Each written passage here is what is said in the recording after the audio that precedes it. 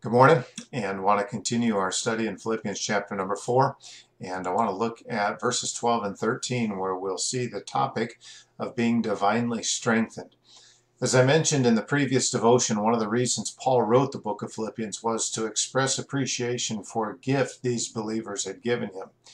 Last time we noted the value of contentment as Paul reflected on a lesson that he learned through experience.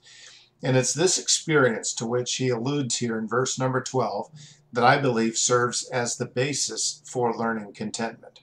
He says in verse 12, I know both how to be abased and I know how to abound. Everywhere and in all things I am instructed both to be full and to be hungry, both to abound and to suffer need. Those who have learned biblical contentment understand that it is not based upon the possession of things. It is instead, as I defined it yesterday, a settled state of mind that accepts graciously whatever God has given or allowed. Therefore, the content person does not fluctuate in times of prosperity or in times of poverty. In fact, God will use both extremes to teach that our contentment cannot be based upon things. Paul personally experienced times, he says, when he was abased. To be abased means to be subject to strict discipline, to get along with very little. But on the opposite extreme, Paul also acknowledged that he knew how to abound, how to excel, or how to have an abundance. Often prosperity is a greater test of our spirituality than poverty is. But regardless of where he was, or regardless of what he was experiencing everywhere and in all things, I have learned, he says, I am instructed both to be full and to be hungry, both to abound and to suffer need. He has learned the secret of being well fed and of going hungry, of abounding and of suffering need. I believe the key in all of this is found in verse 13, where he says, I can do all things through Christ, which strengtheneth me. Paul did not find the strength in himself to do this. It was not something that was within his own willpower.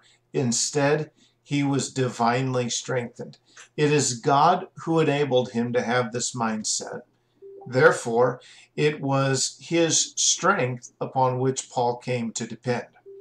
Far too often, we attempt to do things in our own strength, only to find failure and frustration.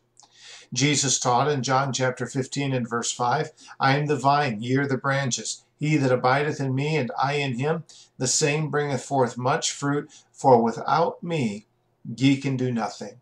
How foolish and arrogant to rely upon our own strength. I don't know about you, but I often marvel at the spiritual life of Paul. Sometimes we place him as though he's on a level of being superhuman. What Paul achieved for the Lord was not because of his own strength. It was because Paul learned the importance of being entirely dependent upon the strength that God gives. If we wish to do anything that is going to be of eternal significance, we must learn to depend upon his strength. For us to learn the lesson of contentment, we must realize that it's not something I can do in and of myself. Instead, I must solely depend upon God.